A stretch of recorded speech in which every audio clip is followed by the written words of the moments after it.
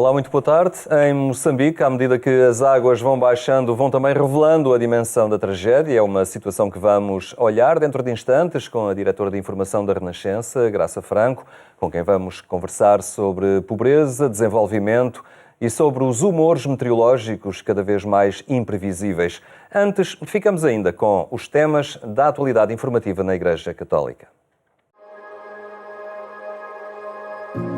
Cari fratelli e sorelle, buongiorno.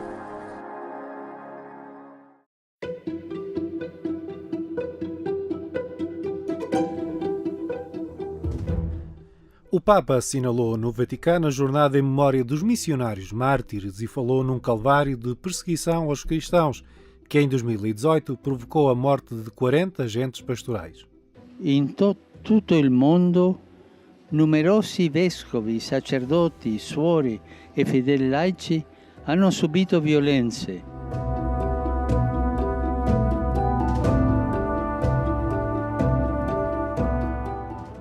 Esta segunda-feira, o Papa assinou uma nova carta aos jovens no Santuário Mariano do Loreto, na Itália. Surge como sequência do Sínodo dos Bispos dedicado às novas gerações, que decorreu em outubro de 2018. A exortação apostólica Cristo Vive vai ser publicada e apresentada pelo Vaticano a 2 de abril.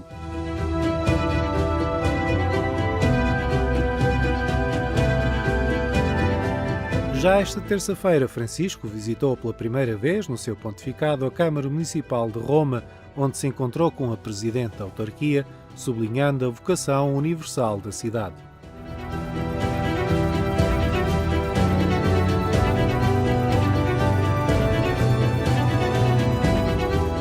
De regresso ao Vaticano, o Papa rezou pelas crianças com fome, sublinhando que o alimento não é propriedade privada, como ensinou Jesus na oração do Pai Nosso.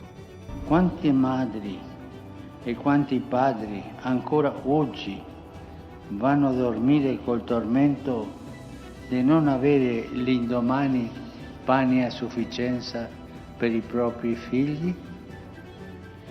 Immaginiamo questa preghiera recitata non nella sicurezza di un comodo appartamento, ma nella precarietà di una stanza in cui ci si adatta dove manca il necessario per vivere.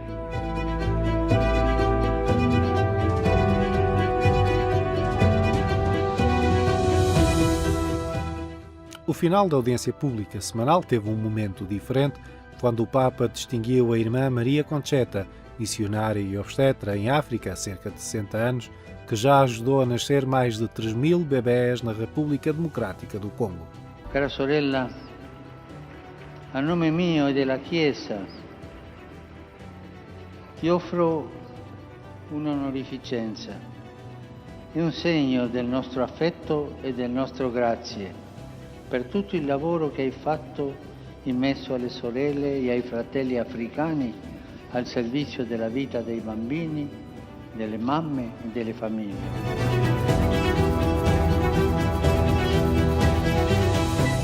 A Semana do Papa ficou ainda marcada pela inauguração da sede portuguesa da Fundação Pontifícia Escolas Ocorrentes, um projeto de educação que conta com o apoio pessoal de Francisco.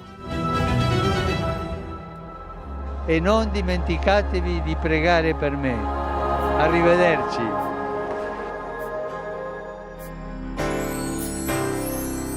Anabela Almeida e José Augusto abordam 12 anos de missão em casal com as Irmãs Franciscanas Hospitaleiras em São Tomé e Príncipe. Desde 2007, este casal da Paróquia da Carregosa, no Porto, já partiu por 6 vezes em missão para São Tomé e Príncipe.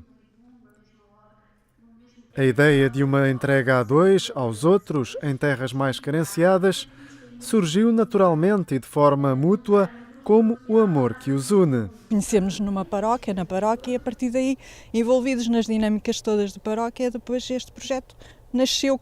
Nós já lá andávamos e agarramos nele e continuamos com ele até um dia. Vamos lá fazer todo tipo de serviços que as irmãs precisam de nós. Formação a professores, a educadores, a líderes.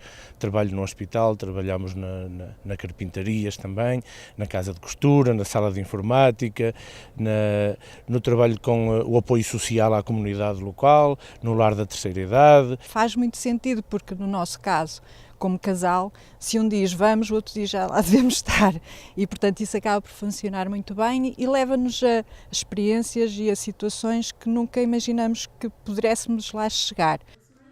O casal participou num colóquio no Colégio Maria Imaculada em Leiria, das Irmãs Franciscanas Hospitaleiras da Imaculada Conceição, sobre o sentido e a importância da missão na sociedade atual. Este ano escolhemos a missão porque estamos a viver o ano missionário e entendemos que deveríamos refletir sobre a forma como devemos trabalhar, como exercemos o nosso trabalho numa missão concreta de uma obra ou de uma instituição da nossa congregação. Por outro lado, temos tido sempre num segundo momento uma espécie de testemunho em que as pessoas refletem com os colegas, partilham com os colegas a forma como ao longo dos anos estão connosco, estão a colaborar connosco. A participação dos leigos é vista pela Igreja Católica como um contributo cada vez mais valioso, uma relação que gera benefícios para todas as partes envolvidas. Nós na Confic absorvemos muito da forma de estar e de viver das irmãs do espírito franciscano e é inevitável que isso nos ajude a ser melhores pessoas, melhor família, melhor casal e trazermos isso para a nossa vida pessoal. É um permanecer muito bom porque realmente enriquece-nos a nós e todos os voluntários que passam por este projeto acabam por levar um bocadinho e é essa o nosso pagamento é esse, é tentarmos ser o núcleo que permite que outras pessoas vivam isto, portanto, e depois levem isso para as suas vidas, claro. A Congregação das Irmãs Franciscanas Hospitaleiras da Imaculada Conceição nasceu em Portugal em 1871 e dedica-se de modo especial a áreas como a educação e a inserção social.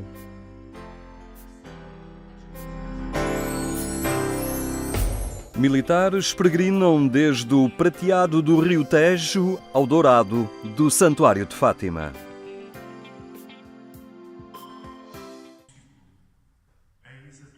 Tudo começou na igreja de Nossa Senhora dos Navegantes, em Lisboa, junto ao Rio Tejo, com uma celebração presidida pelo Bispo das Forças Armadas e de Segurança, Dom Rui Valério.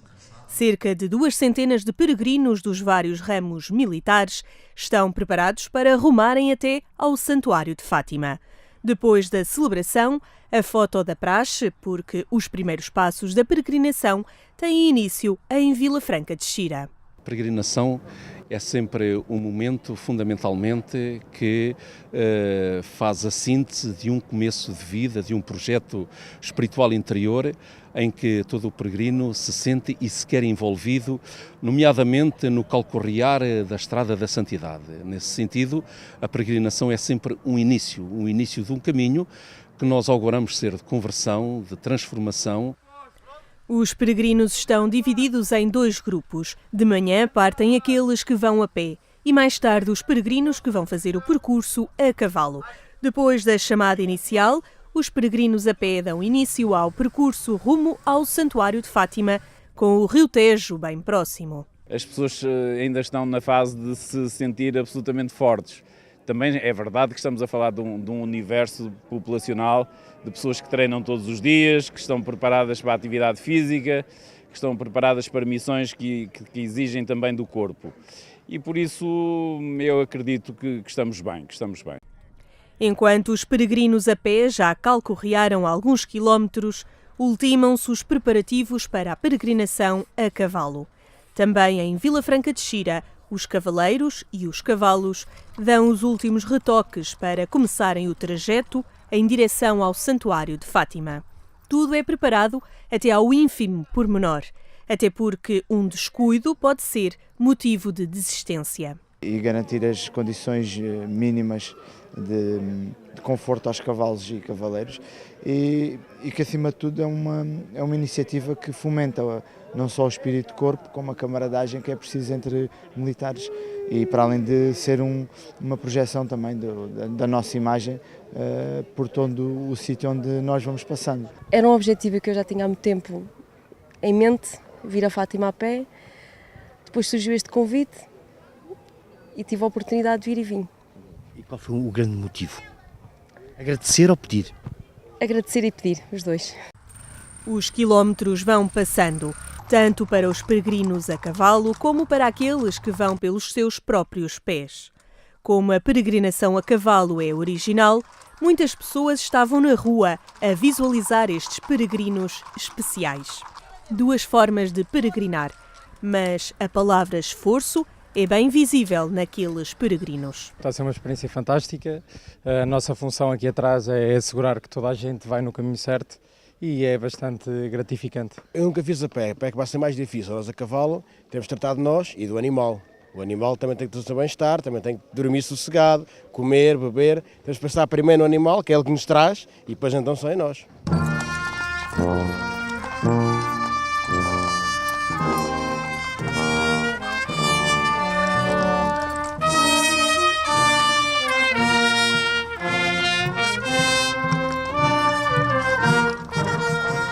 Desta vez foi mais enriquecedor ainda do que das últimas vezes, porque eu notei que as forças congêneres estavam imbuídas de um determinado espírito de harmonia entre todos eles e os portugueses. Eu acho que a peregrinação, seja para um, seja para o outro, tem o seu momento de exigência, porque isso é que dá sentido à peregrinação também. Aliás, o próprio Jesus e o próprio Deus, quando nos pede, por exemplo, naquela famosa parábola que Jesus uma vez contou do vinheteiro que pediu os seus frutos, por vezes os frutos que Deus nos pede e nos solicita é exatamente a oferta do nosso sofrimento, do nosso sacrifício. E aqui o sofrimento é partilhado por ambos. Durante 4 dias, cerca de 200 de militares, uns a pé e outros a cavalo, peregrinaram de Vila Franca de Xira até ao Santuário de Fátima. Uma caminhada para fortalecer a fé e o espírito de grupo.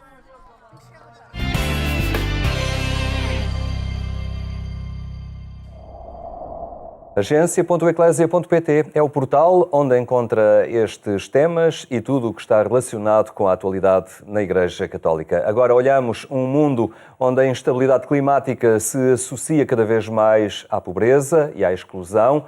É o que está a acontecer em Moçambique. Graça Franco, muito obrigado por estar uma vez mais entre nós. Na realidade, estes povos a quem já em condições normais lhes falta tanto, depois também é sobre eles que esta alteração climatérica de que também o mundo está a atravessar se vai abater, e o caso que assistimos agora com este ciclone, com este furacão em Moçambique. É um bom exemplo daquilo que o Papa chamou a atenção na Laudato Si, não é? Nós temos uma casa comum e nós estamos a ligar muito às alterações climáticas porque elas estão a afetar de forma dramática, sobretudo os povos mais pobres. Portanto, é bom que de vez em quando também tenhamos aqui entre nós uma tragédia ou outra para nos mentalizarmos, e o caso de Moçambique é um caso que nos é muito próximo. Quase todas as famílias têm alguma herança de Moçambique. Eu sou casada com um moçambicano, alguém que nasceu lá, mas eu penso que isto é muito comum e é um país de que ouvimos falar muitíssimo e, portanto, nos toca particularmente. E podemos, ao mesmo tempo que vimos esta tragédia, ver também a mobilização do mundo a favor desta tragédia. Nós também, embora tenhamos reagido, não de imediato, porque estávamos um bocadinho condicionados pelo pedido de ajuda à comunidade europeia, mas também nos coube a nossa cota-parte de mobilização. O Laboratório Militar, por exemplo, reagiu com grande rapidez a colocar medicamentos em Moçambique. Nós temos dos melhores técnicos em doenças tropicais também e, portanto, podemos ajudar nestes pontos muito concretos. Mas às vezes vale a pena lembrar o que é este país, que é um país dos mais pobres do mundo, portanto está nos 5 últimos lugares, que quase triplicou a sua população nos últimos 30 anos, portanto tinha cerca de 13 milhões e agora tem 30 milhões. 1 milhão e qualquer coisa foi afetado por esta desgraça em concreto. Só a área alagada, digamos, foi o equivalente a 4 vezes a área de Portugal e, portanto, podemos ver que tragédia em termos humanos é que, de facto, isto provocou em casas muito precárias, com instalações muito precárias também. A Graça é diretora de informação e sabe que as agendas condicionam muitas vezes aquilo que é divulgado e sublinhado nos informativos e se estamos mobilizados solidariamente com Moçambique, também há o risco de rapidamente a agenda mudar e surgirem outros temas na atualidade e esquecermos rapidamente um drama. Aí há responsabilidade por parte dos jornalistas, por parte da população geral também não se pode esquecer rapidamente das coisas. Embora a própria audiência, digamos, nos peça que variemos a agenda, quer dizer, não é? Digamos que não é só culpa, responsabilidade dos jornalistas, claro. A agenda é feita de um interesse mútuo entre aquilo que é a audiência e aquilo que é a responsabilidade de informar. Vale a pena que aproveitemos bem o tempo em que Moçambique está na agenda, embora nós saibamos que Moçambique vai sair da agenda mediática muito antes destas pessoas terem resolvido os seus problemas. Não vão durar semanas, vão durar meses ou anos a recuperar, por exemplo, a cidade da Beira. A Beira ficou totalmente destruída. Eu acho que as palavras de Miyakoto, num primeiro impacto, foram extraordinariamente impactantes, digamos, porque ele disse: a Beira não era uma cidade, a Beira era uma criatura que embalou muitos meninos africanos. E, de facto, o valor da cidade para uma população tão pobre quanto a população moçambicana, vale a pena lembrar que 60% da população vive em situação de pobreza, com menos de $2 por dia. Portanto, é uma pobreza muito extrema, em que há 20 anos atrás as coisas ainda eram piores, ou seja, a pobreza tem vindo a reduzir-se, mas de forma muito, muito limitada. Mas tem uma população muito jovem e o arcebispo da Beira referiu isso como um ativo de esperança para o futuro. É um ativo de esperança, mas a esperança de vida é de 58 anos. Portanto, é assim, é um ativo de esperança se, entretanto, melhorarem muito as condições de vida. A fertilidade por mulher, neste momento, ronda aos 5 filhos por mulher. Mas, infelizmente, cada mulher está quase condenada a perder filhos durante a fase mais jovem, até aos 5 anos. A mortalidade infantil é enorme, não é comparável com Portugal, que tem dos melhores índices de mortalidade infantil. Nós temos uma série de doenças endémicas em Moçambique. A cólera é uma grande ameaça agora, mas a cólera está sempre lá, digamos. A malária é uma grande ameaça agora, mas a malária também é endémica em Moçambique. Um dos serviços prestados pela equipa portuguesa que está agora em Moçambique é vacinar as crianças quanto antes e vacinar quanto mais crianças for possível, para ver se mudam estruturalmente a situação, no fundo, de saúde em Moçambique, de forma a que esta esperança de vida se possa prolongar. Nós temos na Europa e temos em Portugal 80 e muitos anos de esperança de vida, não é? Esta tragédia acontece num ano de legislativas, de eleições também em Moçambique. Eu penso que provavelmente até a data das eleições é capaz de ser alterada em função desta tragédia, que é uma tragédia... Acho que o recenseamento começaria agora já em abril. Exatamente, hoje, e portanto começaria hoje e provavelmente não vai conseguir fazer-se, mas é também um dado a ter em consideração pelos moçambicanos, porque um dos problemas de Moçambique é também dar garantias de uma boa gestão, de uma boa governança. Nós não temos aí lições a dar, infelizmente. Portugal também tem níveis de corrupção muito grandes, níveis de algum nepotismo também grandes e, portanto, não podemos olhar para a África de um ponto de vista de grande sobranceria. Mas é verdade que os governos africanos são muitas vezes vistos pelas entidades que emprestam, e essas entidades são entidades essenciais, sobretudo neste momento. Moçambique descobriu-se em 2016 que tinha uma espécie de dívida escondida ali numas empresas públicas e isso fez com que o FMI deixasse de lhe emprestar. Graças a Deus já voltou a essa enfim, ação de empréstimo. Esta desgraça também desbloqueou muitos empréstimos e esperemos que eles sejam muito bem utilizados numa recuperação que passa por tudo, por infraestruturas. Nós temos que pensar que 40% da população só tem o ensino básico, ou seja, é uma população muito jovem, mas com níveis de, digamos, de capacitação literária muito baixos. Claro. E que morre antes de chegar à reforma, não é? Portanto, entretanto, também foi anunciada a visita do Papa, não é? Que mais elementos para setembro.